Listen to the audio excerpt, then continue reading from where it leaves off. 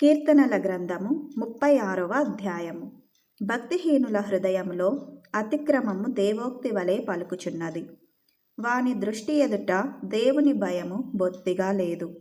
వాని దోషము బయలుపడి అసహ్యముగా కనబడు వరకు అది వాని దృష్టి ఎదుట వాని ముఖస్థుతి చేయుచున్నది. వాని నోటి మాటలు పాపమునకును కపటమునకును ఆస్పదములు. బుద్ధి కలిగి ప్రవర్తింపను, మేలు చేయను వాడు మానివేసి ఉన్నాడు. వాడు మంచము మీదనే పాపయోచనను యోచించును. వాడు కాని నడతలు నడుచువాడు. చెడుతనము వానికి అసహ్యము కాదు. యెహోవా, నీ కృప ఆకాశమునంటుచున్నది. నీ సత్య సంధత్వము అంతరిక్షమునంటుచున్నది.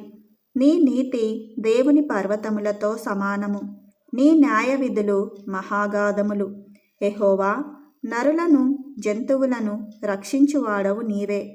దేవా, నీ కృప ఎంతో అమూల్యమైనది. నరులు నీ రెక్కల నీడను ఆశ్రయించుచున్నారు. నీ మందిరం యొక్క సమృద్ధి వలన వారు సంతృప్తి నొందుచున్నారు. నీ ఆనంద ప్రవాహములోనిది నీవు వారికి త్రాగించుచున్నావు. నీ యొద్ద జీవపు ఊట కలదు. నీ వెలుగును పొందియే మేము వెలుగు చూచుచున్నాము. నిన్ను ఎరిగిన వారి ఎడల నీ కృపను, యథార్థ హృదయుల ఎడల నీ నీతిని ఎడతెగక నిలుపుము. గర్విష్ఠుల పాదమును నా మీదికి రానీయకుము. భక్తిహీనుల చేతిని నన్ను పారదోలనీయకుము. అదిగో, పాపము చేయువారు అక్కడ పడి ఉన్నారు. లేవలేకుండా వారు పడద్రోయబడి ఉన్నారు.